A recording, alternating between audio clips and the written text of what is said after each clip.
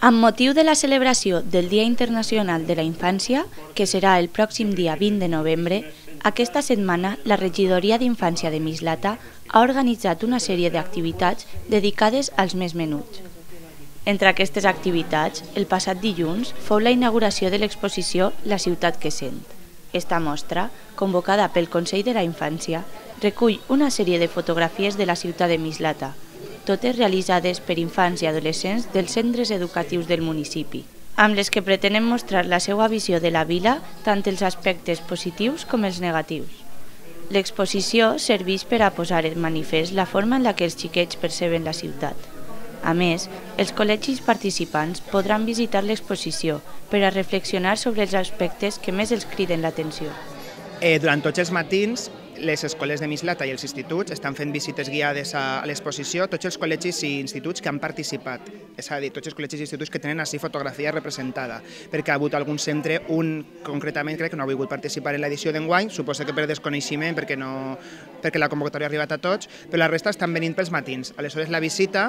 la dinamitzadora, que és una dinamitzadora de la nostra associació, de Quera, el que fa és fer-los la visita guiada a tota la classe que venen i fan una espècie de xocs per a reconèixer sobre un plànol també espais de Mislata que són destinats per al públic infantil, adolescent, i van recorregant les fotos, així com els suggeriments que vos he esmentat abans sobre les fotografies, imatges fixes que no tenen explicació, que ells han de veure quines coses són les que els fan sentir aquestes fotografies. Durant la inauguració, es va aprofitar per a fer una taula redona sobre el tema Drets de la infància i ciutat, en la que es va debatre sobre el paper de les institucions a l'hora de donar veu als més menuts. En la taula van participar un representant del Consell de la Infància, la directora general d'Infància i Adolescència de la Generalitat Valenciana, Rosa Molero, el president d'UNICEF València, Jorge Cardona, y el alcalde de Mislata, Carlos Fernández Bielsa. Sentimos una ciudad que reconoce el derecho de los niños, que lo reconoce de verdad, no de palabra y de leerlo, sino de verdad. Que tenemos que trabajar mucho más en los próximos años para que de verdad se creen organismos que sirvan para que los niños y las niñas tengan la posibilidad de opinar, de trabajar, de esforzarse en el objetivo común, de tener una visión crítica de ciudad, colectiva, que nos enseñen también a los más mayores a poder,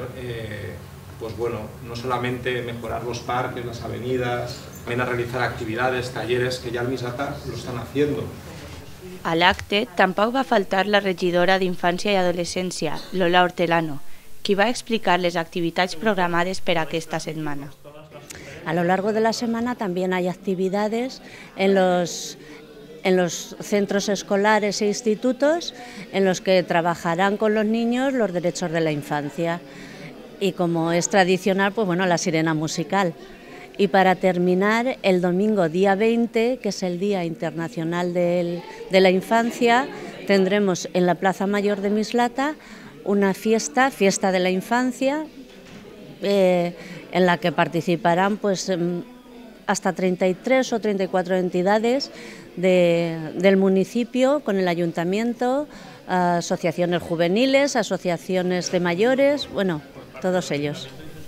L'exposició ubicada al Centre Jove del Mercat estarà oberta al públic fins el pròxim divendres dia 18. Per finalitzar aquestes jornades, el dilluns 21 de novembre, l'alumnat d'educació secundària dels instituts de Mislata